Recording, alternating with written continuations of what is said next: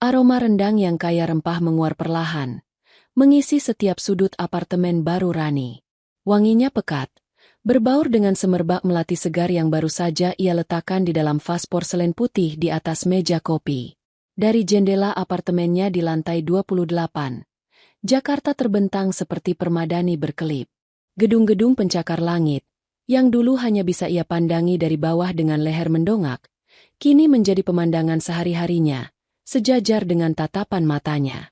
Sore itu, matahari mulai condong ke barat, melukis langit dengan sapuan warna jingga dan nila, sebuah pemandangan mahal yang kini menjadi hak miliknya. Rani tersenyum tipis, menyeka keringat di pelipisnya dengan punggung tangan.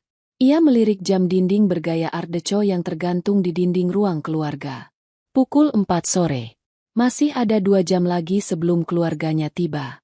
2 jam untuk memastikan semuanya sempurna. Ia kembali ke dapur, memeriksa sate ayam yang sedang direndam dalam bumbu kacang kental. Resep itu adalah resep warisan nenek Asih. Satu-satunya orang di dunia yang sepertinya selalu melihat Rani, benar-benar melihatnya. Setiap gerakan Rani di dapur terasa seperti sebuah ritual. Ia tidak hanya memasak, ia sedang merajut kenangan dan harapan.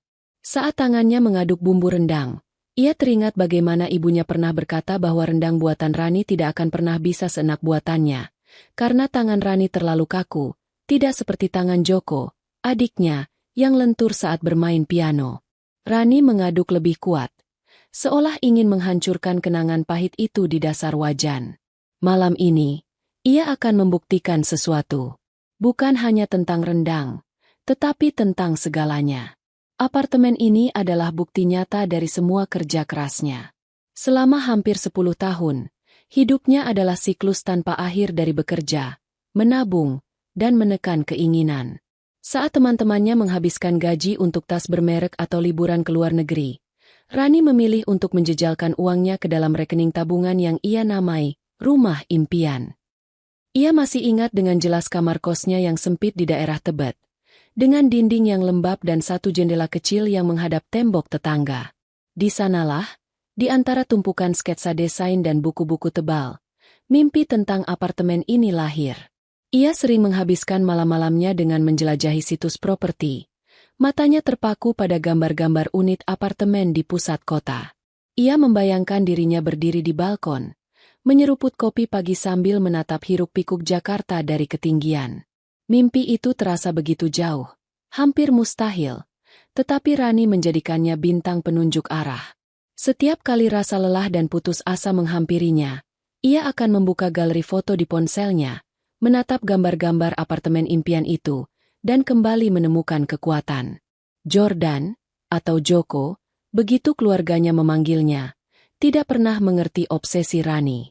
Buat apa beli apartemen mahal-mahal, Mbak?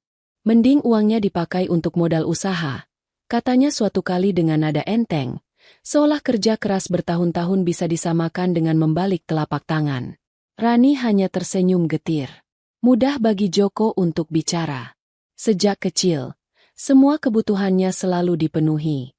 Uang sekolah, kursus musik, bahkan mobil pertamanya, semua diberikan oleh orang tua mereka tanpa perlu ia bersusah payah. Joko adalah anak emas. Si jenius matematika yang masa depannya sudah diaspal mulus oleh harapan dan dukungan penuh keluarga. Sementara Rani, ia harus membangun jalannya sendiri, bata demi bata, dengan keringat dan air mata. Pembelian apartemen ini sendiri adalah sebuah perjuangan. Ia jatuh cinta pada unit ini pada pandangan pertama. Bangunan tua bergaya kolonial yang direvitalisasi, dengan langit-langit tinggi dan jendela-jendela besar yang membuat ruangan terasa lapang dan penuh cahaya. Detail-detail orisinal seperti lantai tegel kuno di teras balkon dan gagang pintu kuningan membuatnya terasa punya jiwa, tidak seperti apartemen modern yang steril dan seragam. Harganya berada di batas paling atas anggarannya, bahkan sedikit melebihinya. Ia harus menguras seluruh tabungannya, bahkan menjual beberapa perhiasan peninggalan neneknya, sesuatu yang ia lakukan dengan berat hati. Proses pengajuan kredit bank juga penuh liku, dengan tumpukan dokumen yang seolah tak ada habisnya. Ada saat-saat di mana ia hampir menyerah, berpikir bahwa mungkin mimpi ini memang terlalu besar untuknya. Namun, Setiap kali keraguan itu muncul, bayangan wajah nenek Asih akan melintas di benaknya. Jangan pernah biarkan orang lain menentukan nilai dirimu, Ran. Kamu itu permata. Hanya saja mereka terlalu sibuk melihat kilau emas di sebelahmu. Begitu kata neneknya suatu sore, sambil mengelus rambut Rani.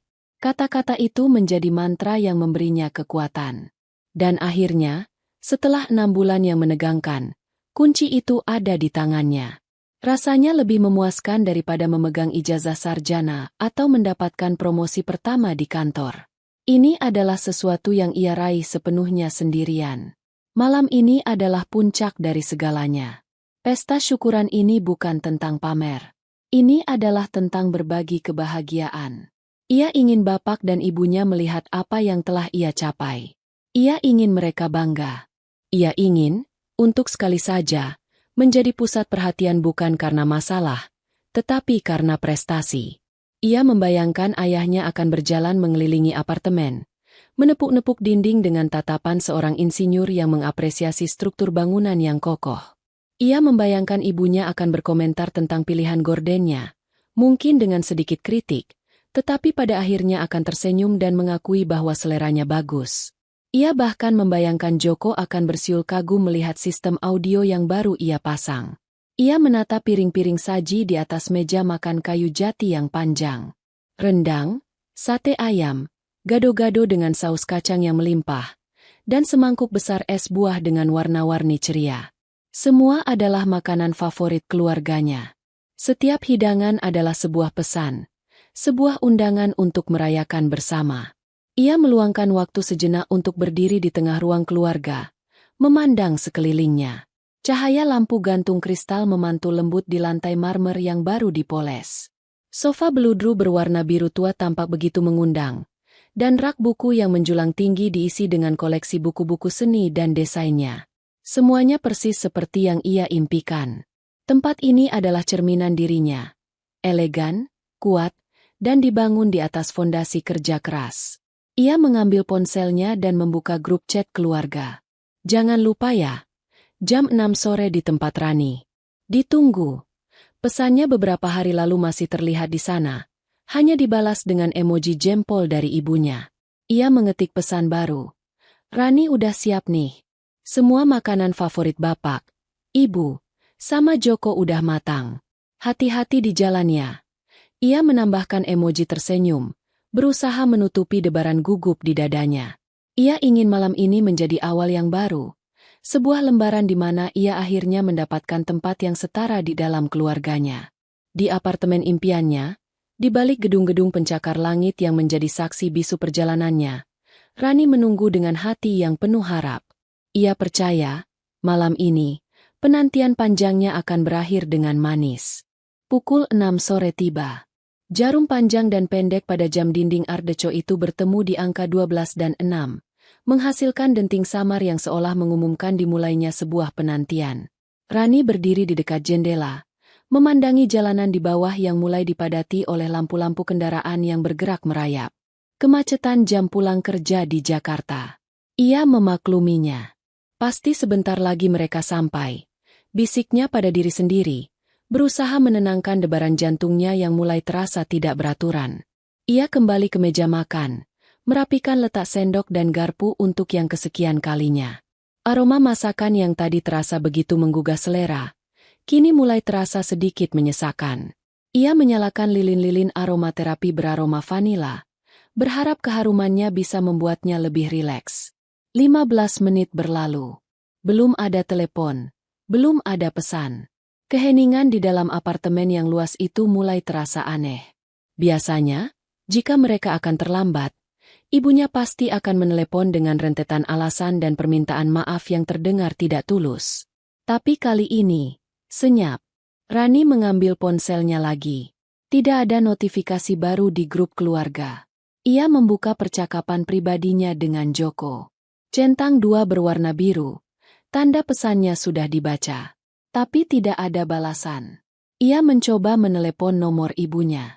Nada sambung berbunyi beberapa kali, panjang dan monoton, sebelum akhirnya digantikan oleh suara operator yang memberitahukan bahwa nomor yang dituju tidak dapat dihubungi. Ia mencoba nomor ayahnya. Hasilnya sama. Rasa cemas yang tadinya hanya setitik noda hitam, kini mulai menyebar seperti tinta di atas kertas, mengotori kanvas kebahagiaan yang telah ia lukis dengan susah payah. Pukul 6:30. Langit di luar sudah berubah menjadi gelap pekat, hanya menyisakan kerlip lampu kota yang tak terhitung jumlahnya. Rani berjalan mondar-mandir di ruang keluarga. Apartemen yang tadinya terasa seperti istana impian, kini perlahan berubah menjadi sangkar emas yang sunyi. Setiap sudut yang telah ia tata dengan penuh cinta, sekarang seolah mengejeknya. Kursi-kursi makan yang kosong menatapnya dengan tatapan hampa. Piring-piring saji yang penuh dengan makanan lezat tampak seperti persembahan yang ditolak. Ia mematikan alunan musik jazz lembut yang sejak tadi mengalun. Dalam keheningan total, suara detak jam dinding terdengar begitu keras. Setiap detiknya seperti ketukan palu yang menghantam hatinya. Ia mencoba mencari-cari alasan di kepalanya. Mungkin ada keadaan darurat. Mungkin ada sesuatu yang terjadi pada mereka. Tapi jika memang begitu, kenapa Joko tidak memberitahunya? Adiknya itu selalu paling cepat dalam menyebarkan berita. Baik itu berita baik maupun buruk. Pukul 7 malam. Rasa cemasnya mulai bercampur dengan perasaan lain yang lebih familiar. Kekecewaan. Sebuah rasa kecewa yang dingin dan berat, yang sudah ia kenal sejak kecil. Ia berjalan ke dapur dan membuka tudung saji di atas meja. Uap dari rendang sudah tidak ada lagi. Sate ayam mulai mendingin. Ia mengambil sepotong sate, mencoba memakannya, tetapi daging itu terasa hambar dan sulit ditelan. Nafsu makannya hilang sama sekali. Ia kembali duduk di sofa, memeluk bantal erat-erat seolah mencari kehangatan. Pandangannya kosong menatap layar televisi yang mati, yang memantulkan bayangan dirinya. Seorang wanita yang duduk sendirian di tengah pesta yang tidak pernah dimulai. Ia mulai mengingat kembali momen-momen lain dalam hidupnya di mana ia merasakan hal yang sama. Saat hari kelulusan SMA, di mana orang tuanya datang terlambat karena harus mengantar Joko ke kompetisi catur. Saat ia memenangkan lomba desain pertamanya di tingkat universitas, dan ketika ia menelepon ke rumah dengan antusias, ibunya hanya menjawab, "Oh, baguslah." Lalu segera mengalihkan pembicaraan tentang nilai ujian Joko yang nyaris sempurna. Selalu ada Joko.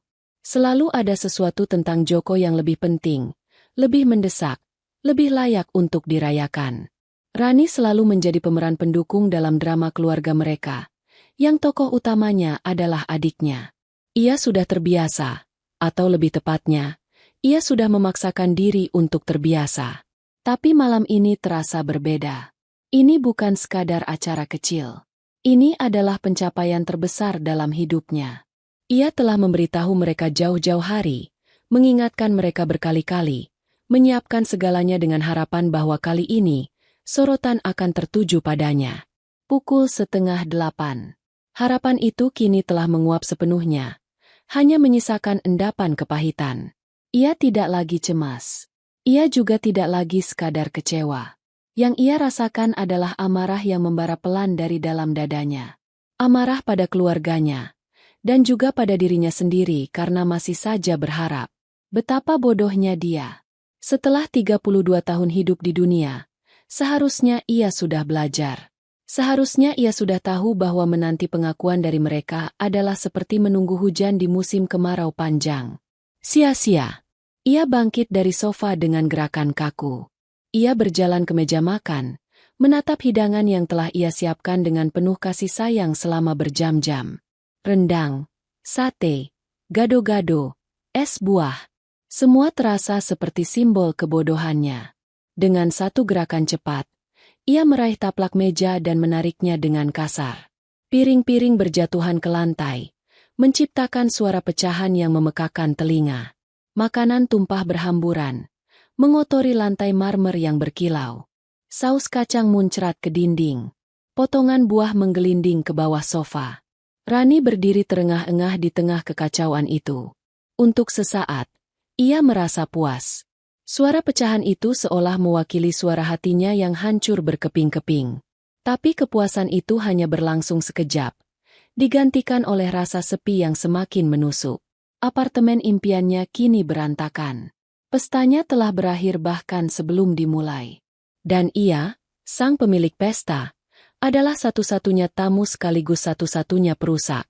Senja yang seharusnya menjadi awal dari babak baru yang cerah, ternyata hanyalah sebuah senja yang sepi, yang mengantarkannya pada malam yang panjang dan dingin, sendirian di puncak menara kemenangannya yang terasa hampa.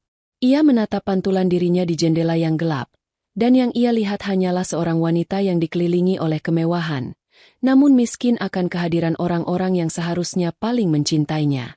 Serpihan piring porselen putih itu berkilauan di bawah cahaya lampu, tergeletak di antara genangan saus kacang yang lengket. Satu serpihan yang tepiannya tajam, memantulkan bayangan Rani yang berdiri termangu. Pantulan itu membawanya mundur, jauh ke belakang, ke sebuah rumah kecil di pinggiran Jakarta yang selalu berbau karbol dan harapan yang tak pernah terwujud untuknya. Rumah di mana ia pertama kali belajar bahwa cinta orang tua bukanlah sesuatu yang dibagi rata, melainkan sebuah sumber daya terbatas yang dialokasikan kepada anak yang dianggap paling berpotensi. Dulu, ada masa di mana Rani berpikir bahwa semua keluarga sama. Bahwa semua kakak perempuan merasakan hal yang sama, sedikit jengkel pada adik laki-lakinya, namun tetap menyayanginya. Tapi ia perlahan menyadari bahwa apa yang ada di rumahnya berbeda. Ini bukan sekadar persaingan antar saudara. Ini adalah sebuah struktur hierarki yang tak tertulis, di mana Joko berada di puncak piramida, sementara ia berada di dasarnya, bertugas menjadi penopang yang tak terlihat. Titik baliknya, kenangan yang paling tajam dan paling sering menghantuinya, adalah pada suatu sore saat pembagian rapor kelas 4 SD. Rani pulang dengan langkah ringan. Rapor bersampul biru ia dekap erat di dada. Nilainya bagus. Ada beberapa angka 9 untuk pelajaran bahasa Indonesia dan kesenian, dan sisanya angka 8. Hanya matematika yang mendapat angka 7. Tapi ia tidak peduli. Ia bangga pada deretan angka itu. Ia sudah membayangkan senyum ibunya dan anggukan kepala dari ayahnya. Ia tiba di rumah bersamaan dengan Joko, yang saat itu masih kelas 2 SD. Adiknya itu berjalan santai, menenteng rapornya dengan cuek seolah itu bukan benda penting. Mereka masuk ruang keluarga, di mana bapak sedang membaca koran dan ibu sedang menyulam. "Kami pulang," kata Rani riang. Bapak menurunkan korannya. Matanya yang tajam di balik kacamata menatap mereka bergantian. "Bagaimana hasilnya?" tanyanya, dengan nada datar yang selalu membuat Rani gugup. Joko, tanpa diminta, langsung menyodorkan rapornya. "Biasa saja, Pak," katanya, tapi ada kilat bangga di matanya. Bapak membuka rapor itu. Alisnya terangkat. Ia tersenyum lebar. Senyum langka yang hanya muncul untuk momen-momen tertentu. Dan hampir semuanya melibatkan Joko. "Biasa saja bagaimana? Ini lihat. Matematika 10. IPA juga 10. Kamu ini memang anak bapak," katanya sambil mengacak-acak rambut Joko dengan gemas. Ibu meletakkan sulamannya dan ikut menimpali. "Wah, pintar sekali jagoan ibu. Nanti ibu buatkan nasi goreng spesial kesukaanmu." Rani berdiri mematung di samping mereka. Rapor di tangannya tiba-tiba terasa berat dan tidak berarti. Ia merasa dirinya menyusut, menjadi tak terlihat. Setelah beberapa saat yang terasa seperti selamanya, bapak akhirnya menoleh padanya. "Punyamu mana?" Dengan tangan sedikit gemetar, Rani menyerahkan rapornya. Bapak membukanya, membolak-balik halaman dengan cepat. Wajahnya kembali datar. Tidak ada senyum, tidak ada decak kagum. "Kenapa matematikamu cuma 7? Tanyanya. Nadanya terdengar seperti sebuah tuduhan. "Kamu ini perempuan, tapi masakan nilai berhitung saja kalah sama adikmu." "Tapi bahasa Indonesiaku 9, Pak. Kesenian juga." Rani mencoba membela diri, suaranya nyaris berbisik. Bapak menutup rapornya dan mengembalikannya tanpa menatap mata Rani. "Itu pelajaran gampang. Semua orang juga bisa. Yang penting itu matematika dan sains. Itu yang menentukan masa depan. Kamu harus lebih banyak belajar dari Joko," katanya, lalu kembali tenggelam di balik korannya. Seolah-olah percakapan itu sudah selesai, dan nilai Rani sudah ditetapkan. Rani menatap ibunya, mencari sedikit saja pembelaan. Tapi ibunya hanya tersenyum tipis, senyum yang menyiratkan kata, terimalah saja. Sudah, jangan sedih. Nanti makan nasi goreng ya, katanya. Seolah nasi goreng bisa memperbaiki retakan yang baru saja muncul di hati Rani. Malam itu, aroma nasi goreng spesial Joko terasa seperti racun di hidung Rani. Ia makan dalam diam, menelan setiap suap bersama dengan rasa pahit karena merasa tidak cukup baik. Sejak hari itu, pola yang sama terus berulang. Setiap prestasi Joko, sekecil apapun, akan dirayakan dengan meriah. Peringkat 1 di kelas, menang lomba catur tingkat kecamatan, atau bahkan sekadar berhasil merakit sebuah robot mainan dari ratusan keping kecil. Semua itu akan menjadi topik pembicaraan hangat di meja makan selama berhari-hari. Bapak, seorang insinyur sipil yang sangat membanggakan profesinya, melihat Joko sebagai cerminan dan penerus dirinya. Ia akan menghabiskan waktu berjam-jam di akhir pekan untuk mengajari Joko tentang prinsip-prinsip fisika, atau membantunya mengerjakan soal-soal matematika yang rumit. Mereka punya dunia mereka sendiri, dunia angka dan logika di mana Rani tidak punya tempat. Sementara itu, prestasi Rani selalu dianggap angin lalu.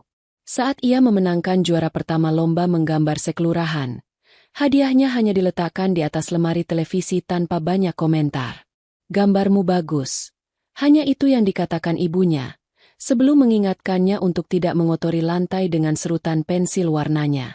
Saat puisinya dimuat di majalah dinding sekolah, ayahnya hanya melirik sekilas dan berkata, "Jangan kebanyakan melamun, nanti pelajaran eksakmu ketinggalan." Kreativitasnya, dunianya yang penuh warna dan imajinasi, dianggap sebagai sesuatu yang tidak serius. Sebuah hobi yang tidak akan bisa memberinya makan di masa depan. Mereka tidak pernah melihat api di matanya saat ia mencampur warna, atau getaran di hatinya saat ia berhasil menciptakan sebuah gambar yang indah. Mereka hanya melihat angka-angka di rapornya yang tidak sesempurna milik Joko.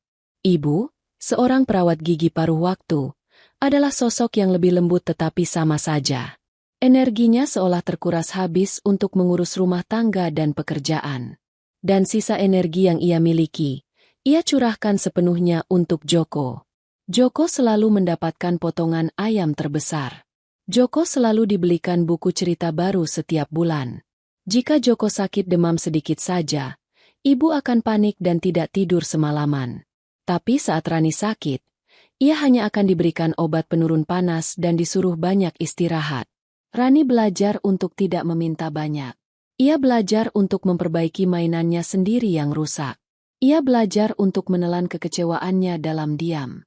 Ia menjadi mandiri bukan karena pilihan, melainkan karena keadaan memaksanya. Ia adalah bayang-bayang adiknya. Tugasnya adalah memastikan sang bintang utama bisa bersinar lebih terang. Bahkan jika itu berarti ia harus selamanya berada dalam kegelapan. Ia ingat suatu kali saat mereka berdua bertengkar karena Joko merusak buku sketsa kesayangannya.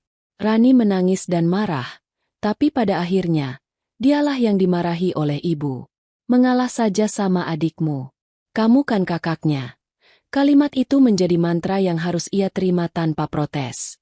Bayang-bayang itu terus mengikutinya hingga ia dewasa.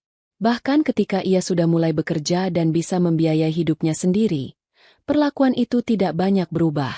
Setiap kali ia pulang ke rumah, pertanyaan pertama yang selalu dilontarkan adalah, "Joko di mana? Sudah makan atau belum?"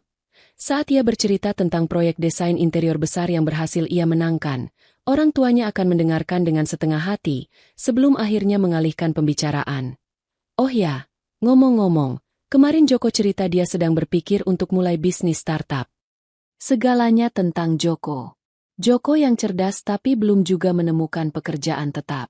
Joko yang punya banyak ide tapi tidak pernah ada yang dieksekusi sampai tuntas. Joko yang terus-menerus didanai oleh orang tua mereka untuk setiap proyek barunya yang selalu gagal di tengah jalan. Joko, sang anak kesayangan yang tidak pernah benar-benar tumbuh dewasa karena selalu ada jaring pengaman di bawahnya. Jaring yang ditenun dari pengorbanan dan perasaan Rani yang terabaikan. Berdiri di tengah puing-puing pesta syukurannya, Rani akhirnya sadar. Ia telah membangun sebuah istana yang megah, berharap raja dan ratu akan datang untuk menobatkannya sebagai putri. Tapi mereka tidak akan pernah datang. Karena di mata mereka, Sudah ada seorang pangeran yang jauh lebih berharga. Dan malam ini, di apartemennya yang sepi, Rani akhirnya mengerti bahwa bayang-bayang itu tidak akan pernah hilang selama ia sendiri yang terus berdiri di belakang Joko, menunggu-nunggu giliran untuk mendapatkan seberkas cahaya. Di tengah dinginnya lantai marmer dan kekacauan yang ia ciptakan sendiri, ada satu kehangatan yang merambat perlahan di hati Rani. Sebuah kenangan. Kenangan tentang sebuah rumah kecil lainnya, yang sangat berbeda dari rumah masa kecilnya. Rumah nenek Asih. Rumah itu tidak megah. Dindingnya terbuat dari kayu dan catnya sudah sedikit mengelupas. Tapi di dalamnya selalu ada kehangatan yang tulus. Baunya khas. Perpaduan antara aroma bunga kenanga dari halaman, minyak cengkeh, dan buku-buku tua. Jika rumah orang tuanya adalah medan pertempuran di mana ia harus terus-menerus berjuang untuk mendapatkan pengakuan, maka rumah nenek Asih adalah sebuah suaka. Tempat di mana ia bisa meletakkan senjatanya, melepas baju zirahnya, dan menjadi dirinya sendiri tanpa takut dihakimi atau dibandingkan. Nenek Asih adalah ibu dari ayahnya, tetapi sifat mereka bagai bumi dan langit. Nenek adalah seorang wanita tua dengan rambut putih yang digelung rapi dan senyum yang seolah tak pernah pudar dari wajahnya yang berkerut. Matanya, meskipun sudah sedikit rabun, selalu menatap Rani dengan cara yang istimewa. Tatapan yang seolah mampu menembus lapisan luar ketegarannya dan melihat langsung ke dalam jiwanya yang rapuh. Hanya nenek Asih yang melihat bakatnya bukan sebagai hobi yang sia-sia. Saat yang lain hanya melihat coretan-coretan di atas kertas, nenek melihat dunia yang coba diciptakan oleh Rani. Rani ingat suatu sore, saat ia berusia sekitar 10 tahun, ia sedang duduk di teras belakang rumah nenek, mencoba menggambar pohon mangga besar yang tumbuh di halaman. Ia merasa frustrasi karena gambar daunnya tidak terlihat nyata. Nenek Asih datang membawakannya segelas es teh manis, lalu duduk di sampingnya di kursi goyang bambu. "Kenapa wajahnya ditekuk begitu, Cah Ayu?" tanyanya lembut. "Daunnya jelek, Nek." "Tidak seperti aslinya," keluh Rani sambil menunjukkan gambarnya. Nenek mengamati gambar itu dengan saksama. Ia tidak langsung mengkritik atau memberi saran teknis. Sebaliknya, ia berkata, "Siapa bilang harus sama persis dengan aslinya? Di duniamu, di kertasmu, kamu adalah penciptanya. Kamu boleh membuat daun mangga berwarna biru atau ungu kalau kamu mau. Yang penting, gambar itu membuat hatimu senang." Kata-kata sederhana itu terasa seperti sebuah pencerahan bagi Rani kecil. Untuk pertama kalinya, ada orang dewasa yang memberinya izin untuk berekspresi secara bebas, yang menghargai prosesnya lebih dari hasilnya. Sejak saat itu, setiap kali ia merasa ragu dengan kemampuannya, ia akan teringat pada sore itu. Nenek Asih jugalah yang menjadi pendukung terbesarnya saat ia berada di titik terendah. Momen itu terjadi di akhir masa SMA, saat semua teman-temannya sibuk membicarakan rencana kuliah. Rani punya mimpi besar, masuk ke Fakultas Seni Rupa dan Desain di sebuah universitas ternama. Ia sudah mengumpulkan brosur-brosurnya secara diam-diam, menyimpannya di bawah tumpukan bajunya seperti menyimpan harta karun. Ia tahu, dana pendidikan keluarganya terbatas. Dan ia juga tahu kemana sebagian besar dana itu akan dialokasikan. Suatu malam, ia tidak sengaja mendengar percakapan orang tuanya dari balik pintu kamar mereka. "Uang tabungan kita cukup untuk Joko masuk teknik di Universitas Gajah Mada atau ITB nanti. Biaya hidup di sana juga harus kita pikirkan," kata ayahnya. "Lalu bagaimana dengan Rani?" tanya ibunya. "Dia juga mau kuliah." Terdengar helaan napas panjang dari ayahnya. "Sudahlah, Bu. Rani masuk swasta yang dekat-dekat sini saja. Ambil jurusan manajemen atau akuntansi. Yang penting sarjana. Lagi pula, perempuan nanti juga akhirnya di dapur. Untuk apa sekolah tinggi-tinggi di bidang yang tidak jelas seperti desain?" Dada Rani terasa sesak seolah ada batu besar yang menimpanya. Ia berlari ke kamarnya, menahan isak tangisnya di balik bantal. Mimpinya, cita-citanya, dihancurkan begitu saja bahkan sebelum ia sempat memperjuangkannya. Dunianya yang penuh warna terasa memudar menjadi abu-abu. Keesokan harinya, dengan mata bengkak, ia pergi ke rumah nenek Asih. Ia tidak perlu berkata apa-apa. Begitu melihat wajah cucunya, Nenek langsung tahu ada sesuatu yang salah. Ia memeluk Rani, membiarkannya menangis sepuasnya di bahunya yang rapuh. Setelah tangisnya reda, Rani menceritakan semuanya. Nenek Asih mendengarkan dengan sabar. Setelah Rani selesai, ia tidak ikut menyalahkan orang tua Rani. Sebaliknya, ia menatap cucunya dengan tatapan penuh keyakinan. "Dengar, Ran," katanya sambil menggenggam tangan Rani. "Ada banyak jalan menuju Roma. Jika satu jalan ditutup untukmu, bukan berarti kamu harus berhenti berjalan. Kamu harus cari jalan lain, jalanmu sendiri. Bahkan jika jalan itu lebih sulit dan berbatu." Lalu, nenek bangkit dan masuk ke kamarnya. Ia kembali dengan sebuah kaleng biskuit tua yang sudah berkarat di beberapa bagian. Ia membukanya, dan di dalamnya bukanlah biskuit, melainkan tumpukan uang kertas yang diikat dengan karet gelang, dan beberapa guntingan koran yang warnanya sudah menguning. "Ini tabungan nenek," katanya. "Tidak banyak, tapi cukup untuk biaya pendaftaran dan ongkosmu bolak-balik. Dan ini," ia menunjuk guntingan koran itu, "ini informasi beasiswa. Ada banyak perusahaan dan yayasan yang mau membiayai anak-anak pintar dan berbakat sepertimu. Kamu tidak butuh jalan yang disiapkan orang tuamu. Kamu bisa membangun jembatanmu sendiri." Itulah titik di mana hidup Rani berubah. Semangatnya yang sempat padam, kembali menyala.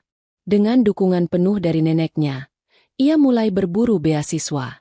Setiap malam, setelah membantu ibunya membereskan rumah, ia akan menyalakan lampu belajarnya dan mengisi formulir aplikasi, menulis esai, dan mempersiapkan portofolio karyanya.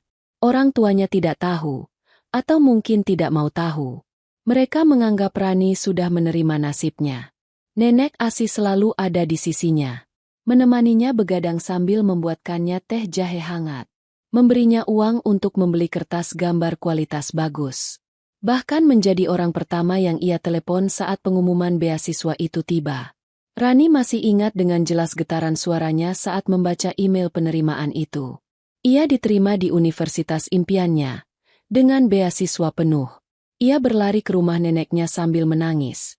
Kali ini tangis bahagia. Nenek memeluknya erat. "Nenek tahu kamu bisa," bisiknya. "Ingat kata nenek, kamu itu permata. Kadang-kadang, permata harus digosok dengan keras dulu baru kilaunya bisa terlihat. Anggap saja semua kesulitan ini adalah proses penggosokan itu." Kini, bertahun-tahun kemudian, berdiri di apartemennya yang berantakan, Rani menyadari sesuatu. Nenek Asih telah memberinya lebih dari sekadar dukungan moral dan finansial. Ia telah menanamkan sebuah keyakinan di dalam diri Rani, bahwa nilainya tidak ditentukan oleh persetujuan keluarganya. Ia berharga, bukan karena ia bisa menyaingi Joko, tetapi karena ia adalah Rani. Seorang desainer, seorang seniman, seorang pejuang yang berhasil membangun jembatannya sendiri, persis seperti yang dikatakan nenek. Suara hati nenek Asih bergema di dalam keheningan apartemennya, lebih keras daripada suara pecahan piring. Suara itu memberinya kekuatan. Ia mungkin sendirian malam ini, tetapi ia tidak benar-benar sendiri. Cinta dan kebijaksanaan neneknya adalah fondasi tak terlihat yang menopang gedung pencakar langit impiannya. Dan dengan kekuatan itu, Rani tahu ia harus melakukan sesuatu. Ia tidak bisa terus-menerus hidup dalam bayang-bayang dan kekecewaan. Ia harus berhenti menunggu. Saatnya untuk bersuara. Ingatan akan suara nenek Asih menjadi kompas bagi Rani. Setelah malam yang porak-poranda itu, ia membersihkan kekacauan di apartemennya dengan metodis.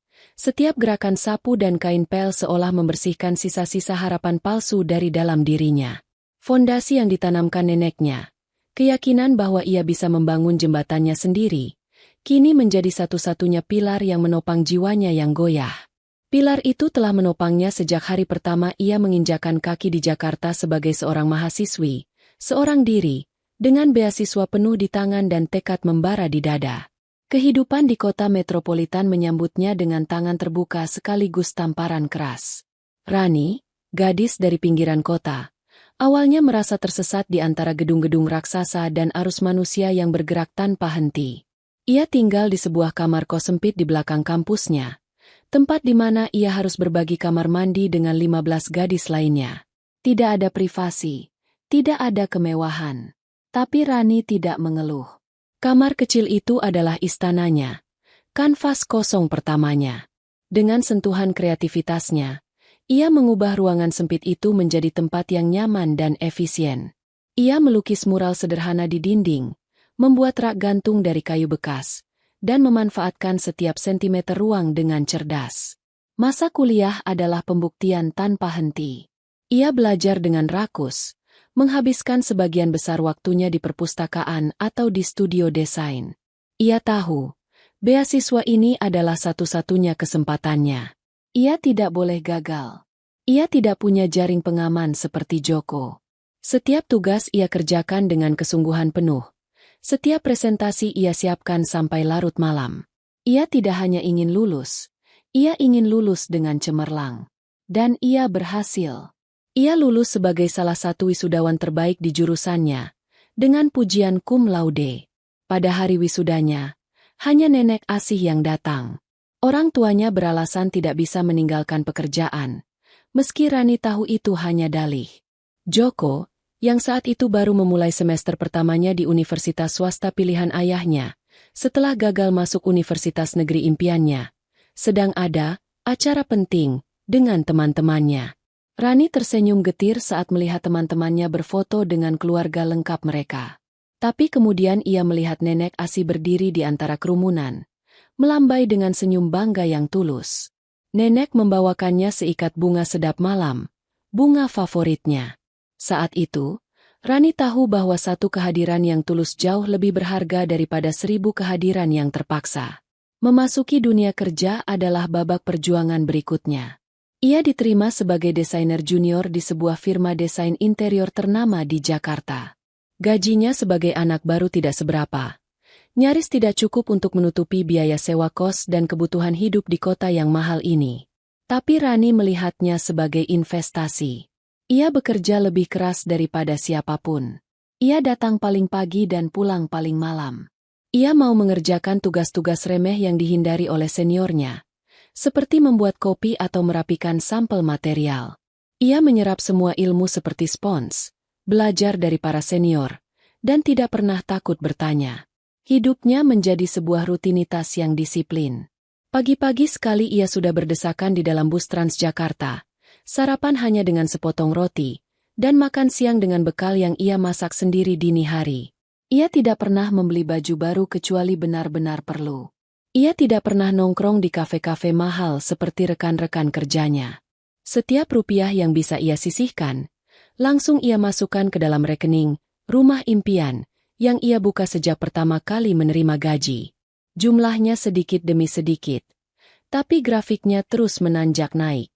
Buku tabungan itu menjadi saksi bisu dari semua pengorbanannya. Sesekali, ibunya akan menelepon. Percakapan mereka selalu mengikuti pola yang sama. Ibu akan bertanya kabar Rani sekilas, lalu tanpa menunggu jawaban detail, langsung beralih ke topik utamanya. Joko, Ran, adikmu ini ada-ada saja idenya, kata ibunya suatu malam di telepon. Rani baru saja tiba di kos setelah lembur sampai jam 10 malam. Tubuhnya lengket oleh keringat dan bau asap kendaraan. Ide apa lagi, Bu? Tanya Rani lelah, sambil membuka sepatunya. Katanya dia mau bikin usaha kedai kopi. Konsepnya bagus sekali. Pakai biji kopi lokal. Tapi ya itu, butuh modal untuk sewa tempat dan beli mesin. Kasihan bapakmu, tabungannya terkuras lagi, kata ibunya, dengan nada yang dibuat seolah-olah mengeluh. Padahal Rani tahu ada kebanggaan terselubung di dalamnya. Rani hanya bisa diam. Ia ingin sekali berteriak, mengatakan bahwa ia bekerja setengah mati hanya untuk bisa menabung 100.000 rupiah per bulan, sementara adiknya dengan mudahnya meminta puluhan juta untuk sebuah ide yang belum tentu berjalan. Tapi ia menahannya. Ia hanya akan dianggap sebagai kakak yang pencemburu dan tidak mendukung adiknya. Semoga sukses usahanya Joko. Hanya itu yang bisa keluar dari mulutnya. Beberapa bulan kemudian, usaha kedai kopi itu gagal total. Joko, yang tidak tahan dengan rutinitas bangun pagi dan jam kerja yang panjang, menyerah begitu saja. Uang modal puluhan juta itu hilang tak berbekas. Tapi apakah orang tuanya marah? Mereka hanya berkata, "Tidak apa-apa, namanya juga belajar bisnis. Yang penting pengalamannya." Lalu muncul ide-ide lain. Usaha ternak lele, bisnis pakaian distro online, menjadi YouTuber game. Semuanya dimulai dengan antusiasme tinggi, didanai penuh oleh orang tua, dan berakhir dengan kegagalan yang sunyi. Sementara itu, karir Rani terus menanjak. Kerja kerasnya mulai membuahkan hasil. Dari desainer junior, ia dipromosikan menjadi desainer senior. Ia mulai dipercaya untuk memegang proyek-proyek besar. Sebuah lobi hotel bintang 5, sebuah restoran mewah di pusat perbelanjaan, dan beberapa rumah tinggal milik orang-orang kaya. Namanya mulai dikenal di kalangan terbatas. Gajinya meningkat pesat, dan angka di rekening, rumah impian, miliknya pun tumbuh semakin cepat. Ia masih hidup hemat, tapi kini ia bisa sesekali memanjakan dirinya. Membeli buku desain impor yang mahal, atau makan enak di akhir pekan. Ia juga tidak pernah lupa mengirimkan uang untuk nenek ASI setiap bulan, meskipun nenek selalu menolaknya dengan halus. "Pakai saja uangmu untuk impianmu, Enduk. Nenek di sini sudah lebih dari cukup," kata neneknya. Tapi Rani tetap bersikeras. Itu adalah caranya berterima kasih pada satu-satunya orang yang tidak pernah meragukannya. Ia jarang pulang ke rumah orang tuanya. Bukan karena tidak rindu, tapi karena setiap kepulangannya selalu meninggalkan luka baru. Ia akan melihat Joko dengan ponsel atau laptop model terbaru, hadiah dari bapak. Ia akan mendengar cerita ibu tentang betapa hebatnya pacar baru Joko, seorang gadis dari keluarga kaya raya. Dan ia, dengan semua pencapaiannya, akan tetap duduk di sudut meja makan, merasa seperti tamu di rumahnya sendiri. Tahun-tahun berlalu dalam siklus kerja keras dan menabung. Tas di bawah matanya mungkin semakin menghitam, tapi saldo di rekeningnya semakin membuatnya tersenyum. Ia tidak lagi hanya melihat gambar-gambar apartemen di internet. Ia mulai benar-benar datang ke pameran properti, berbicara dengan agen, dan melakukan survei lokasi. Mimpinya yang dulu terasa setinggi langit, kini perlahan mulai bisa ia gapai. Ia sedang tidak hanya merajut asa, ia sedang menenunnya menjadi sebuah kenyataan, benang demi benang, dengan jarum kerja keras dan ketabahan. Kota metropolitan yang dulu terasa asing dan mengintimidasi, kini telah menjadi panggung di mana ia membuktikan nilainya. Bukan kepada keluarganya, tetapi kepada dirinya sendiri. Pencarian itu memakan waktu 6 bulan. 6 bulan yang penuh dengan harapan yang melambung tinggi lalu jatuh terbanting, janji-janji manis dari agen properti yang ternyata palsu, dan puluhan akhir pekan yang dihabiskan untuk menjelajahi sudut-sudut kota yang panas dan berdebu. Rani mencari sebuah tempat yang bukan sekadar atap di atas kepala. Ia mencari sebuah rumah, sebuah sanktuari, sebuah tempat di mana jiwanya bisa beristirahat dan berkembang. Ia telah melihat berbagai macam apartemen. Unit-unit baru di gedung-gedung modern yang terasa dingin dan tanpa karakter, dengan jendela-jendela kecil dan langit-langit rendah yang membuatnya merasa sesak.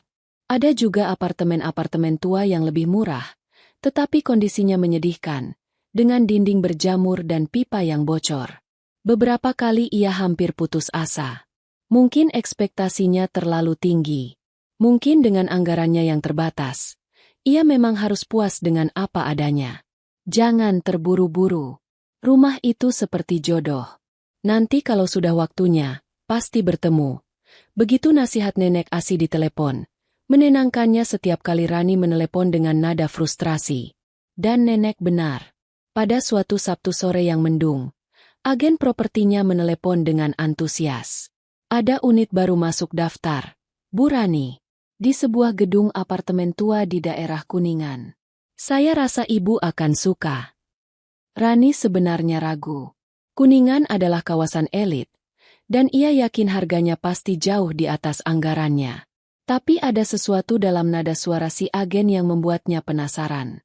Ia pun setuju untuk melihatnya sore itu juga. Saat ia melangkah masuk ke lobi gedung itu, ia sudah merasakan sesuatu yang berbeda. Ini bukan lobi modern yang berkilauan dengan marmer dan lampu-lampu menyilaukan. Lobi ini terasa lebih tenang, lebih berwibawa. Ada nuansa kolonial yang kental, dengan pilar-pilar besar dan lantai tegel bermotif klasik. Unit apartemennya berada di lantai 7.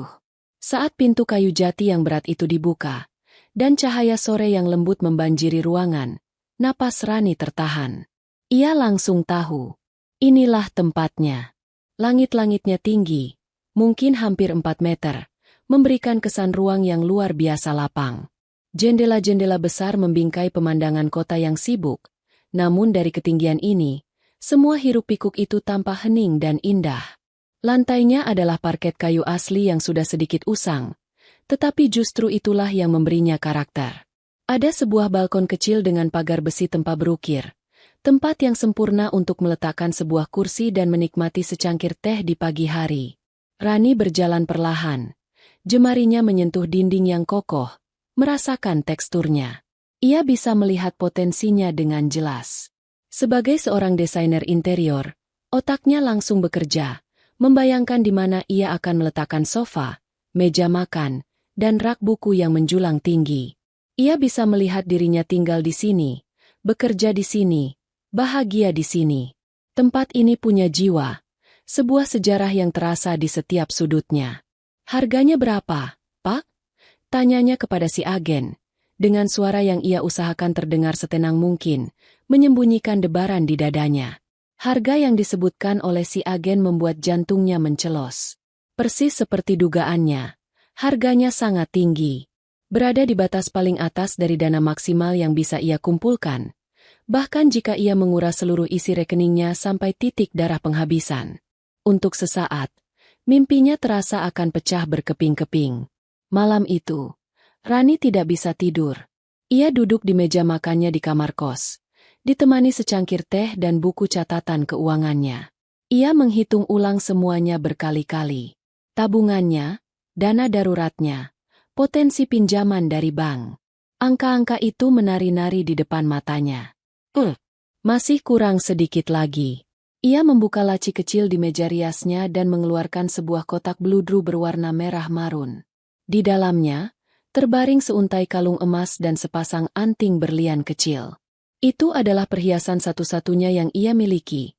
Peninggalan terakhir dari nenek asih yang diberikan padanya sebelum nenek meninggal dunia 2 tahun lalu.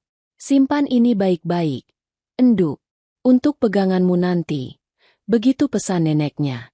Air mata Rani menetes, membasahi kotak bludru itu. Hatinya terasa sakit sekali. Menjual peninggalan nenek terasa seperti sebuah pengkhianatan. Tapi kemudian, ia teringat lagi suara neneknya. Pakai saja uangmu untuk impianmu. Ia yakin, jika nenek masih ada di sini, ia pasti akan menyuruhnya melakukan hal yang sama. Nenek pasti ingin melihatnya bahagia di rumah impiannya. Dengan tangan gemetar, ia menutup kembali kotak itu. Keputusannya sudah bulat. Proses pembelian itu adalah sebuah maraton yang menguras energi dan emosi. Negosiasi harga dengan pemilik apartemen berlangsung alot selama 2 minggu. Kemudian, pengajuan kredit pemilikan apartemen, KPA, ke bank adalah labirin birokrasi yang tak berujung. Ia harus mengumpulkan puluhan dokumen, bolak-balik antara kantor dan bank, dan menjawab pertanyaan-pertanyaan interogatif dari analis kredit. Ada beberapa kali di mana pengajuannya hampir ditolak karena ia masih lajang dan dianggap berisiko tinggi. Setiap hari adalah penantian yang penuh kecemasan. Ia sering terbangun di tengah malam, dihantui oleh kemungkinan terburuk. Bagaimana jika bank menolaknya? Bagaimana jika pemiliknya membatalkan kesepakatan? Tapi setiap kali keraguan itu muncul, ia akan memejamkan mata dan membayangkan dirinya berdiri di balkon apartemen itu, menatap matahari terbenam.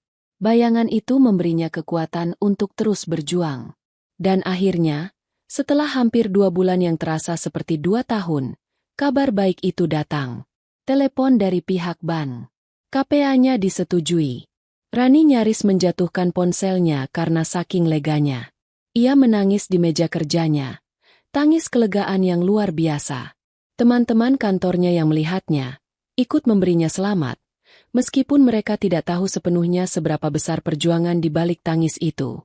Hari penandatanganan akad jual beli adalah hari yang sakral bagi Rani. Ia duduk di hadapan notaris dan penjual, menandatangani lembar demi lembar dokumen tebal dengan tangan yang mantap. Setelah semuanya selesai, sebuah kunci diserahkan kepadanya. Sebuah kunci sederhana dengan gantungan bernomor 7. Tapi bagi Rani, kunci itu terasa lebih berat dan lebih berharga daripada sebongkah emas. Ia tidak langsung pergi ke apartemennya. Ia pergi ke pemakaman untuk mengunjungi makam nenek asih. Ia meletakkan seikat bunga sedap malam di atas nisan yang sederhana itu, lalu berjongkok dan mengelus tanahnya. "Nek, Rani berhasil," bisiknya pelan. Air matanya kembali mengalir. "Terima kasih sudah selalu percaya pada Rani. Rumah ini, Rani persembahkan untuk nenek." Sore itu, ia akhirnya berdiri di depan pintu apartemennya. Ia memasukkan kunci ke dalam lubang, dan terdengar bunyi, klik, yang merdu saat kunci itu berputar. Ia mendorong pintu hingga terbuka. Ruangan itu kosong dan berdebu, tetapi bagi Rani, inilah tempat terindah di seluruh dunia. Gema langkah kakinya di lantai parket adalah satu-satunya suara. Ia berjalan ke tengah ruangan, merentangkan kedua tangannya, dan berputar perlahan sambil memejamkan mata. Ia berhasil. Sendirian. Apartemen ini adalah monumen dari semua kerja kerasnya, darah, keringat, dan air matanya. Dan sekarang, saatnya untuk merayakannya. Saatnya untuk menunjukkan pada dunia, atau setidaknya pada keluarganya, bahwa ia telah tiba. Keheningan yang mengikuti badai kecil di dalam apartemen Rani terasa lebih memekakan telinga daripada suara pecahan piring tadi. Amarah yang tadinya meledak-ledak kini telah surut, meninggalkan jejak kehancuran dan rasa hampa yang dingin. Ia duduk di atas lantai marmer yang kotor, punggungnya bersandar pada kaki sofa bludru birunya.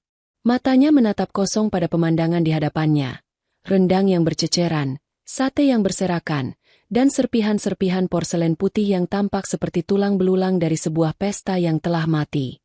Ia tidak menangis.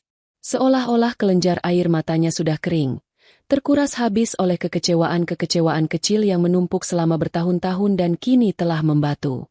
Yang ia rasakan adalah semacam mati rasa. Sebuah kekosongan yang begitu luas di dalam dadanya hingga ia merasa bisa mendengar gema napasnya sendiri di sana. Ia merasa bodoh, naif, dan menyedihkan. Ia telah menatap panggung termegah dalam hidupnya, hanya untuk menyadari bahwa tidak ada satupun penonton yang peduli untuk datang. Untuk mengalihkan pikiran, untuk mengisi kekosongan yang menyiksa, tangannya secara otomatis meraih ponsel yang tergeletak di meja kopi. Sebuah kebiasaan modern yang mendarah daging. Saat dunia nyata terasa terlalu menyakitkan, larilah ke dunia maya yang semu. Jarinya membuka aplikasi Instagram tanpa berpikir. Layar ponselnya langsung menyala, menampilkan rentetan gambar dan cerita yang penuh warna dan kebahagiaan palsu. Ia menggulir layarnya tanpa minat. Foto liburan temannya di Bali, video kucing lucu, iklan gaun diskon. Semua terasa begitu jauh dan tidak relevan. Ia hanya ingin otaknya mati sejenak, tenggelam dalam arus informasi visual yang tak ada habisnya. Lalu, sebuah foto membuatnya berhenti menggulir. Foto itu diunggah oleh Alicia, atau Maya, begitu nama akun Instagramnya. Pacar Joko. Rani sebenarnya tidak terlalu mengenalnya, hanya bertemu beberapa kali sekilas. Tapi ia tetap mengikutinya di media sosial, sekadar untuk menjaga hubungan baik. Foto itu adalah sebuah foto grup. Puluhan orang tersenyum cerah ke arah kamera, berpose di sebuah ruangan yang terang benderang dengan interior modern dan minimalis. Di tengah-tengah foto itu, berdiri Joko dan Maya. Joko merangkul pinggang Maya. Wajahnya berseri-seri penuh kebanggaan. Maya memegang sebuah kue tart kecil dengan lilin menyala di atasnya. Tapi bukan mereka yang membuat jantung Rani berhenti berdetak. Di sisi kanan Joko, berdiri ayahnya, tersenyum lebar sambil mengacungkan kedua jempolnya. Di sebelah ayahnya, ibunya, tertawa lepas dengan mulut terbuka, sesuatu yang jarang sekali Rani lihat. Di sekitar mereka, ada paman dan bibinya, beberapa sepupu, semua orang yang seharusnya berada di apartemen Rani saat ini. Mereka semua ada di sana. Bersama. Bahagia. Rani merasakan hawa dingin merayap di punggungnya. Ia membaca keterangan foto itu, matanya bergerak lambat dari kata per kata, seolah sedang membaca sebuah vonis. Selamat untuk rumah barunya. Sayang Jordan Baskoro Almaya Licia. Bangga sekali dengan kalian berdua. Semoga betah di istana barunya. Lalu ada tagar no apartment house warming family first. Family first. Keluarga nomor 1. Tangan Rani mulai gemetar. Ini tidak mungkin. Pasti ada kesalahan. Mungkin ini acara minggu lalu. Ia memeriksa tanggal unggahan. Diunggah 15 menit yang lalu. Sekarang. Ini sedang terjadi sekarang. Saat ia duduk sendirian di tengah kekacauan, mereka sedang berpesta di tempat lain. Rasionalitasnya mencoba mengambil alih. Mungkin ada 2 acara. Mungkin ini hanya makan malam biasa. Tapi kata-kata housewarming dan new apartment terasa seperti belati yang menusuk langsung ke ulu hatinya. Dengan jari yang terasa kaku, ia mengetuk profil Maya. Akunnya tidak dikunci. Ia membuka Instagram story gadis itu. Ada serangkaian video pendek yang baru saja diunggah. Video pertama menunjukkan pemandangan kota dari balkon sebuah apartemen mewah, jauh lebih mewah dari miliknya. Video kedua adalah tur singkat di dalam apartemen itu, menunjukkan dapur canggih dengan kitchen island dan ruang keluarga dengan televisi layar datar seukuran dinding. Lalu video ketiga. Video itu yang menghancurkannya. Ibunya sedang berbicara di depan kamera, diwawancarai oleh Maya. Selamat ya, Joko, Maya. Apartemennya bagus sekali. Ibu bangga sekali sama Joko. Dari dulu memang sudah kelihatan. Otaknya encer. Tidak sia-sia semua investasi bapak dan ibu, kata ibunya sambil terkekeh. Menepuk-nepuk pipi Joko dengan sayang. Investasi. Rani menjatuhkan ponselnya. Benda itu menghantam lantai marmer dengan bunyi keras. Tapi Rani tidak mendengarnya. Yang ia dengar hanyalah suara ibunya yang bergema di kepalanya. Investasi. Jadi selama ini, itulah perbedaannya. Joko adalah investasi. Dan Rani mungkin hanyalah sebuah kewajiban, atau bahkan beban. Semuanya menjadi jelas sekarang, dengan kejernihan yang menyakitkan. Mereka tidak lupa. Mereka tidak terjebak macet. Mereka tidak sedang dalam keadaan darurat. Mereka telah membuat pilihan. Mereka menerima 2 undangan untuk pesta syukuran rumah baru di hari yang sama, dari kedua anak mereka. Dan mereka memilih untuk datang ke pesta Joko. Mereka bahkan tidak merasa perlu untuk memberitahunya, untuk menelepon, untuk sekadar mengirim pesan singkat berisi kebohongan. Mereka sama sekali tidak memikirkannya.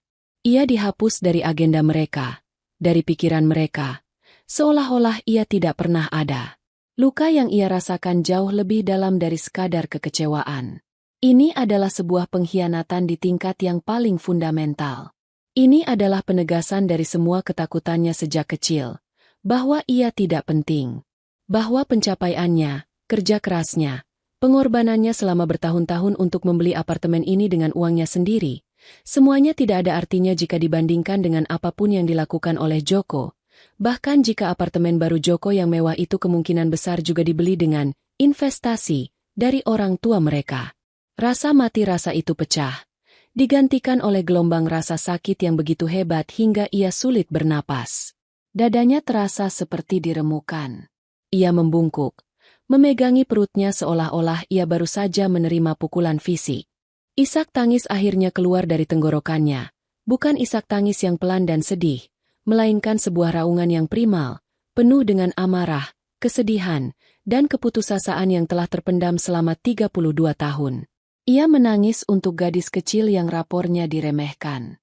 Ia menangis untuk remaja yang mimpinya dipatahkan. Ia menangis untuk wanita muda yang harus berjuang sendirian di kota besar.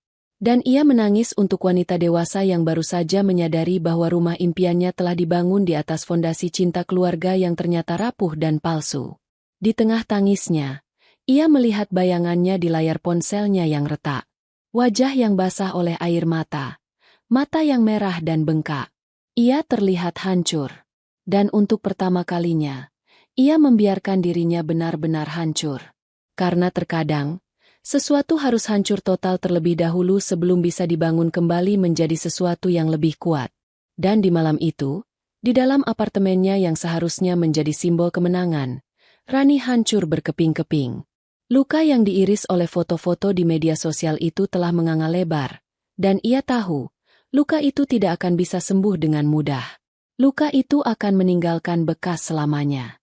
Setelah tangisnya habis, yang tersisa adalah amarah. Bukan amarah panas yang meledak-ledak seperti sebelumnya, melainkan amarah yang dingin, tajam, dan terfokus. Amarah yang memberinya kejernihan, bukan kekacauan. Ia bangkit dari lantai. Kakinya terasa goyah tetapi punggungnya tegak. Ia tidak akan membiarkan dirinya tergeletak di tengah puing-puing lebih lama lagi. Ia mulai membersihkan. Gerakannya cepat dan efisien, nyaris mekanis. Ia mengambil kantong sampah besar dan mulai memasukkan semua makanan yang telah ia masak dengan penuh cinta ke dalamnya. Rendang yang lezat, sate yang empuk, gado-gado yang segar. Setiap sendok makanan yang ia buang terasa seperti sebuah pernyataan. Ia sedang membuang ilusi. Ia sedang membuang harapan naifnya bahwa suatu hari nanti ia akan mendapatkan cinta dan pengakuan yang setara. Ia sedang membuang tahun-tahun penantiannya yang sia-sia. Ia memunguti serpihan piring satu persatu dengan hati-hati agar tidak melukai tangannya. Piring-piring itu adalah bagian dari set peralatan makan pertama yang ia beli dengan gajinya. Ia membelinya sambil membayangkan akan menggunakannya untuk acara-acara keluarga yang hangat. Kini, kepingan-kepingan itu adalah simbol dari keluarganya yang retak. Ia memasukkannya ke dalam kantong sampah terpisah. Ia tidak akan mencoba merekatkannya kembali. Beberapa hal memang lebih baik dibiarkan hancur. Setelah lantai dan meja bersih, ia mengepel seluruh ruangan sampai berkilau. Ia menyalakan kembali lilin aromaterapi. Kali ini bukan untuk menenangkan diri, tetapi untuk menghilangkan sisa-sisa bau kekecewaan. Saat apartemennya kembali rapi, jauh lebih rapi daripada sebelumnya, ia merasa sedikit lebih baik. Ia telah mengambil kembali kendali atas ruangannya. Langkah pertama untuk mengambil kembali kendali atas hidupnya. Ia mandi air hangat lama sekali, membiarkan air itu seolah-olah membersihkan bukan hanya kotoran di tubuhnya, tetapi juga rasa sakit di hatinya. Setelah itu, ia menyeduh secangkir teh kamomil dan duduk di balkon. Udara malam Jakarta terasa sejuk di kulitnya. Dari kejauhan, ia bisa melihat kerlip lampu dari gedung-gedung lain. Mungkin salah satunya adalah Istana Baru, Joko. Anehnya, itu tidak lagi terasa menyakitkan. Amarahnya telah membakar habis kesedihannya, menyisakan sejenis baja dingin di dalam tulangnya. Ia memejamkan mata dan mencoba mendengar suara nenek asih di dalam kepalanya. Apa yang akan dikatakan nenek jika ia ada di sini? Nenek tidak akan menyuruhnya untuk bersabar atau memaafkan begitu saja. Nenek adalah orang yang lembut, tapi juga sangat menjunjung tinggi harga diri. Rani bisa membayangkan neneknya berkata, "Kamu tidak bisa mengatur bagaimana orang lain memperlakukanmu, Enduk. Tapi kamu bisa mengatur bagaimana kamu menanggapinya. Jangan biarkan perlakuan buruk mereka meracuni hatimu, tapi jangan pula biarkan mereka menginjak-injakmu." Lalu apa yang harus Rani lakukan, Nek? Tanyanya dalam hati. Bicara. Katakan kebenaranmu. Bukan untuk mengubah mereka, karena itu mungkin tidak akan bisa. Tapi untuk dirimu sendiri. Agar kamu bisa bebas. Rani membuka matanya. Ia tahu apa yang harus ia lakukan. Ia tidak akan mengirim pesan marah-marah di grup keluarga. Ia tidak akan melabrak mereka dengan histeris. Itu hanya akan membuatnya terlihat lemah dan emosional di mata mereka. Ia akan menghadapi mereka secara langsung, dengan kepala tegak dan suara yang tenang. Ia tidak tidur sama sekali malam itu. Ia menghabiskan waktunya dengan merenung, memutar ulang semua kejadian dalam hidupnya, dari rapor kelas 4 SD hingga foto di Instagram tadi malam. Ia melihat polanya dengan sangat jelas sekarang. Ini bukan insiden yang terisolasi. Ini adalah puncak dari sebuah pola pengabaian yang sistematis dan berlangsung seumur hidup. Dan ia sudah selesai dengan itu. Ia tidak akan lagi memainkan peran sebagai anak perempuan yang sabar dan pengertian. Peran itu telah membunuhnya secara perlahan dari dalam. Pukul 6 pagi, saat fajar pertama mulai menyingsing di ufuk timur, Rani bangkit. Ia memilih pakaiannya dengan saksama, Sebuah blus linen berwarna putih bersih dan celana panjang berwarna hitam. Sederhana, profesional, dan kuat. Ia menatap pantulan dirinya di cermin. Mata bengkaknya masih terlihat. Tapi ada sorot mata baru di sana. Sorot mata seseorang yang tidak akan lagi menerima perlakuan kurang dari yang seharusnya. Ia mengemudikan mobilnya membelah jalanan Jakarta yang mulai ramai. Ia tidak menyalakan radio. Ia butuh keheningan untuk menjaga fokusnya. Ia tiba di rumah orang tuanya tepat pukul 7. Saat ia tahu mereka biasanya sedang sarapan bersama. Ia masuk tanpa mengetuk pintu. Pemandangan di meja makan persis seperti yang ia duga. Bapak, Ibu, dan Joko sedang duduk menyantap nasi uduk, mengobrol dengan santai. Mungkin membicarakan betapa meriahnya pesta semalam. Kehadiran Rani yang tiba-tiba membuat percakapan mereka terhenti. Mereka menatapnya dengan ekspresi kaget yang bercampur rasa bersalah. Rani? Pagi-pagi sekali? Kenapa tidak bilang mau datang? Sapa ibunya, mencoba terdengar normal, tapi suaranya sedikit bergetar. Rani tidak menjawab sapaannya. Ia menarik sebuah kursi kosong dan duduk di hadapan mereka. Ia meletakkan kunci mobilnya di atas meja dengan pelan. Suaranya terdengar sangat tenang, tetapi ada ketegasan di dalamnya yang membuat mereka semua terdiam. Semalam, Rani mengadakan pesta syukuran di apartemen Rani. Ia memulai, menatap mata mereka satu persatu. Rani memasak semua makanan favorit kalian. Rani menunggu. Hening. Ayahnya berdeham. Tidak berani menatapnya. Ibunya memain-mainkan sendoknya. Joko menunduk menatap piringnya. Rani menunggu sampai jam 8 malam. Tidak ada satupun dari kalian yang datang. Tidak ada satupun telepon atau pesan. Kemarin itu. Ibunya mencoba mencari alasan. Rani mengangkat tangannya, menghentikan ucapan ibunya. Rani tidak butuh alasan, Bu. Karena Rani sudah tahu alasannya. Rani lihat di Instagram Maya. Pestanya meriah sekali ya. Di apartemen baru Joko. Selamat ya, Jok. Wajah Joko memucat. Rani tidak datang ke sini untuk marah-marah. Lanjut Rani. Suaranya tetap terkendali. Rani datang ke sini untuk mengatakan bahwa Rani sudah selesai. Rani sudah selesai berharap. Rani sudah selesai mencoba menjadi anak dan kakak yang baik agar bisa mendapatkan sedikit saja perhatian kalian. Ia menatap ayahnya. Selama ini, Bapak hanya melihat Joko. Hanya kecerdasan Joko yang Bapak banggakan. Semua yang Rani lakukan, tidak pernah cukup baik di mata Bapak. Lalu ia menatap ibunya. Dan ibu membiarkan ini semua terjadi. Ibu bahkan ikut memvalidasi bahwa Joko adalah investasi. Sementara Rani bahkan tidak tahu Rani ini apa di mata ibu. Air mata mulai menggenang di mata ibunya. Tapi Rani tidak goyah. Selama 32 tahun, Rani merasa seperti warga kelas 2 di keluarga ini. Dan semalam adalah buktinya. Kalian tidak hanya melupakan Rani, kalian secara sadar dan sengaja memilih Joko daripada Rani. Dan itu adalah sesuatu yang tidak bisa Rani lupakan. Ia mengambil napas dalam-dalam. Inilah bagian terpentingnya. Jadi, mulai hari ini, akan ada yang berubah. Rani akan tetap menjadi anak dan kakak kalian. Tapi Rani tidak akan lagi berusaha mati-matian untuk kalian. Rani tidak akan lagi datang setiap kali kalian panggil jika Rani tidak dihargai. Rani akan membangun batasan untuk melindungi diri Rani sendiri. Hubungan kita ke depan harus didasari oleh rasa saling menghargai. Jika kalian tidak bisa memberikan itu, maka Rani lebih baik menjaga jarak. Setelah mengatakan kalimat terakhirnya, Rani bangkit. Ia tidak menunggu jawaban mereka. Ia tidak ingin terjebak dalam drama permintaan maaf yang tidak tulus atau penyangkalan yang defensif. Ia telah mengatakan apa yang perlu ia katakan. Untuk dirinya sendiri.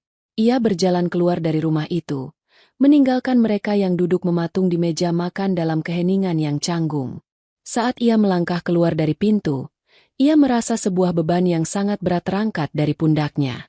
Untuk pertama kalinya, ia merasa bebas. Ia tidak tahu apa yang akan terjadi selanjutnya dengan keluarganya, tapi satu hal yang pasti, Babak baru dalam hidupnya telah dimulai. Babak di mana ia yang memegang kendali. Keheningan yang ditinggalkan Rani di rumah orang tuanya pagi itu terasa lebih berat daripada keheningan apapun yang pernah ada di rumah itu. Nasi uduk di atas piring mendingin tak tersentuh. Untuk pertama kalinya, tidak ada yang tahu harus berkata apa. Tembok pertahanan yang selama ini mereka bangun di sekitar Joko dan citra keluarga harmonis mereka, telah runtuh diterjang oleh ketenangan Rani yang menghancurkan. Beberapa hari pertama setelah konfrontasi itu adalah perang dingin. Tidak ada telepon, tidak ada pesan. Rani memfokuskan dirinya pada pekerjaan, menenggelamkan diri dalam sketsa-sketsa dan palet warna. Ia merasa lebih ringan, tetapi juga ada sedikit rasa cemas. Apa yang akan terjadi sekarang? Apakah ia baru saja membakar jembatan terakhir yang menghubungkannya dengan keluarganya? Namun, sedikit demi sedikit, sesuatu mulai berubah. Dimulai dengan sebuah amplop berwarna coklat yang diselipkan di bawah pintu apartemennya seminggu kemudian. Tidak ada nama pengirim, tetapi Rani mengenali tulisan tangan yang kaku dan teknis di bagian depan. Tulisan tangan ayahnya. Dengan jantung berdebar, ia membuka surat itu. Isinya tidak panjang, hanya satu lembar kertas bergaris. Bahasanya tidak puitis, khas seorang insinyur yang tidak terbiasa dengan kata-kata. Tapi setiap kalimatnya terasa tulus. Rani, tulis ayahnya. Bapak tidak pandai bicara. Selama ini Bapak salah. Bapak selalu berpikir bahwa kesuksesan itu hanya ada satu jalan. Jalan yang penuh dengan angka dan logika. Seperti jalan yang Bapak tempuh. Bapak memaksakan standar itu padamu dan Joko. Dan Bapak tidak pernah benar-benar melihat jalan yang kamu bangun sendiri. Jalanmu ternyata jauh lebih indah. Bapak bangga padamu. Maafkan Bapak. Rani membaca surat itu berulang kali. Air matanya menetes di atas kertas, membuat tintanya sedikit luntur. Ini adalah pengakuan yang ia dambakan seumur hidupnya. Bukan pujian yang berlebihan, melainkan sebuah pengakuan yang jujur atas kesalahannya. Untuk pertama kalinya, ia merasa ayahnya benar-benar melihatnya. Perubahan dari ibunya datang dalam bentuk yang berbeda. Beberapa hari setelah surat dari ayahnya, ibunya menelepon. Awalnya percakapan mereka canggung. Ibunya mencoba berbasa-basi tentang pekerjaan dan cuaca, menghindari topik utama. Rani, dengan batasannya yang baru, tidak membiarkannya. Bu, kalau ibu menelepon hanya untuk ini, Rani tutup saja. Rani sibuk, kata Rani. Suaranya tenang namun tegas. Terdengar isak tangis kecil di seberang telepon. Jangan, Ran, kata ibunya terbata-bata. Ibu minta maaf. Ibu tahu ibu salah. Selama ini ibu terlalu fokus pada adikmu. Ibu takut dia gagal. Sampai-sampai ibu lupa kalau ibu punya anak perempuan yang luar biasa mandiri. Ibu takut kamu tidak butuh ibu lagi. Jadi ibu tidak berusaha lebih keras. Ibu salah. Maafkan ibu. Itu adalah permintaan maaf yang paling tulus yang pernah Rani dengar dari ibunya. Permintaan maaf yang tidak diikuti dengan kata, tapi. Rani menghela napas panjang, merasakan sebagian dari beban di hatinya terangkat. Rani maafkan, katanya. Tapi ini akan butuh waktu, Bu. Kita harus membangun semuanya dari awal. Dan mereka pun memulainya. Pelan, dan terkadang canggung. Ibunya mulai meneleponnya bukan untuk mengeluh tentang Joko, tetapi untuk benar-benar bertanya tentang hari Rani. Ayahnya sesekali mengiriminya artikel tentang arsitektur atau desain yang ia temukan di koran. Hal-hal kecil, tetapi terasa sangat berarti. Hubungan yang paling rumit untuk diperbaiki adalah hubungannya dengan Joko. Adiknya itu menghilang selama hampir sebulan. Rani tidak mencarinya. Ia memberi Joko ruang untuk memproses semuanya. Lalu pada suatu Sabtu sore, bel apartemennya berbunyi. Saat ia membuka pintu, Joko berdiri di sana, tampak gugup dan canggung. Di tangannya ada sebuah pot kecil berisi tanaman sukulen. Ini buat Mbak, katanya sambil menyodorkan tanaman itu. Katanya perawatannya gampang. Rani menerimanya. Terima kasih. Masuk dulu. Joko masuk dan melihat sekeliling apartemen Rani dengan tatapan kagum yang tulus. Tempat Mbak bagus sekali, katanya pelan. Semuanya terasa pas. Mereka duduk dalam diam selama beberapa saat, sebelum akhirnya Joko angkat bicara. Aku minta maaf, Mbak, katanya. Matanya menatap ke lantai. Aku tahu aku brengsek.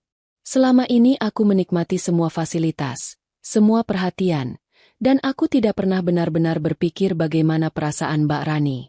Aku egois. Ia lalu menatap Rani, matanya berkaca-kaca. Sejujurnya, aku iri sama Mbak. Mbak tahu apa yang Mbak mau sejak dulu. Mbak bekerja keras untuk itu. Sedangkan aku tidak tahu apa-apa. Semua ide bisnisku itu hanya caraku untuk membuktikan bahwa aku juga bisa. Tapi nyatanya aku selalu gagal. Aku takut. Pengakuan itu mengejutkan Rani. Ia tidak pernah melihat adiknya dari sisi ini. Yang ia lihat selama ini hanyalah anak emas yang sombong.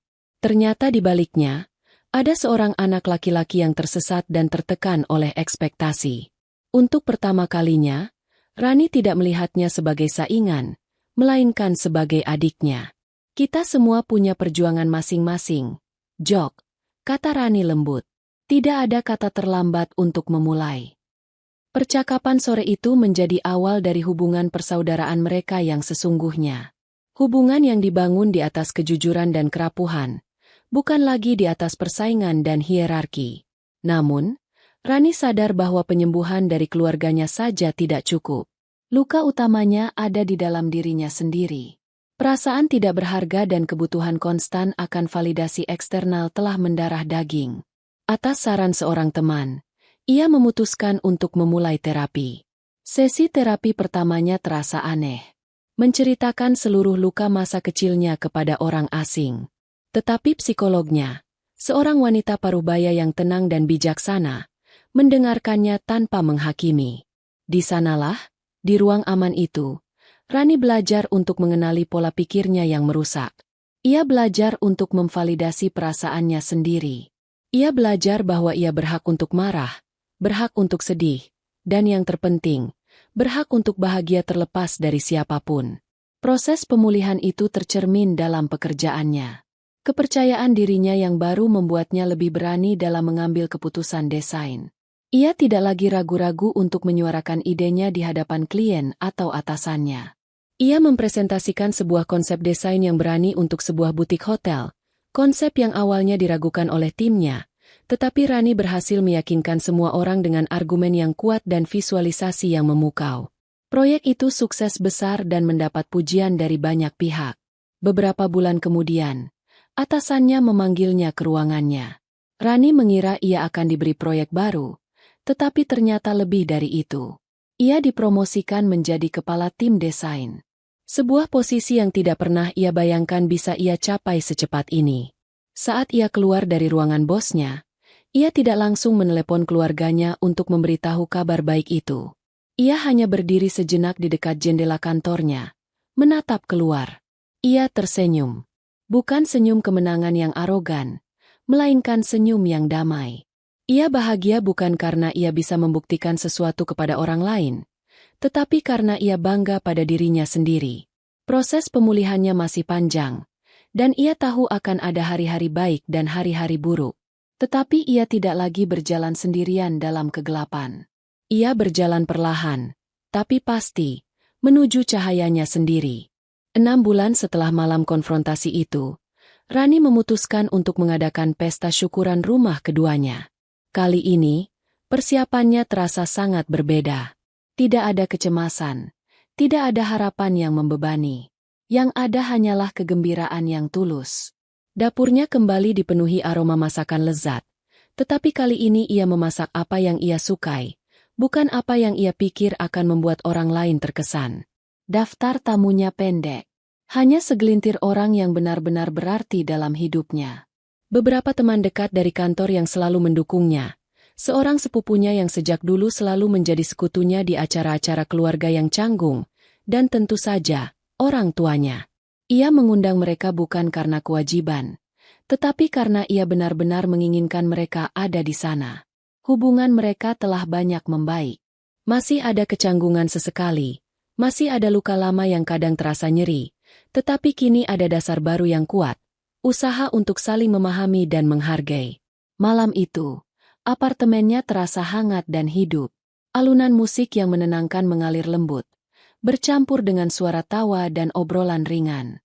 Teman-temannya mengagumi setiap detail apartemennya, dan kali ini, Rani bisa menerima pujian itu dengan lapang dada, tanpa merasa perlu membuktikan apa-apa. Ayah dan ibunya datang tepat waktu. Ayahnya membawakan sebuah lukisan pemandangan sawah yang dilukis oleh seniman lokal. "Bapak pikir ini cocok untuk di dindingmu yang kosong itu," katanya sedikit malu-malu. Rani terharu. Ayahnya telah memperhatikan. Ayahnya telah berusaha memahami dunianya. Ibunya datang membawa rendang buatannya. "Ibu tahu rendangmu lebih enak," kata ibunya sambil tersenyum. "Tapi biarkan ibu membantumu sedikit." Sebuah kalimat sederhana, tetapi bagi Rani, itu adalah sebuah pengakuan yang luar biasa. Mereka berdua menata makanan di meja, bahu-membahu, bukan lagi sebagai ibu dan anak yang penuh jarak, tetapi sebagai dua orang wanita yang saling mendukung. Selama pesta, Rani mengamati interaksi orang tuanya. Ayahnya terlihat mengobrol dengan salah satu rekan kerja Rani tentang konstruksi bangunan. Ibunya tertawa mendengar cerita lucu dari sepupunya. Mereka terlihat lebih rileks, lebih bahagia. Seolah-olah beban untuk mempertahankan citra keluarga sempurna telah terangkat dari pundak mereka juga. Joko dan Maya tidak datang. Beberapa hari sebelumnya, Joko mengiriminya pesan singkat. "Mbak, selamat ya untuk pestanya. Maaf aku dan Maya sepertinya tidak bisa datang. Ada acara lain. Salam untuk Bapak dan Ibu." Rani membaca pesan itu dan tersenyum. Setahun yang lalu, pesan seperti ini akan menghancurkan hatinya, membuatnya merasa ditolak sekali lagi. Tapi sekarang, yang ia rasakan hanyalah kedamaian. Ia mengerti. Mungkin Joko masih merasa canggung. Mungkin hubungannya dengan Maya sedang rumit. Apapun alasannya, itu bukan lagi urusannya. Kebahagiaannya tidak lagi bergantung pada kehadiran atau persetujuan adiknya. "Tidak apa-apa, Jo. Terima kasih," ucapannya. Balasnya singkat. Lalu memasukkan ponselnya ke dalam saku dan kembali menikmati pestanya. Malam itu, saat tamu terakhir sudah pulang dan orang tuanya pamit dengan pelukan hangat yang terasa tulus, Rani kembali sendirian di apartemennya. Keheningan yang menyambutnya kali ini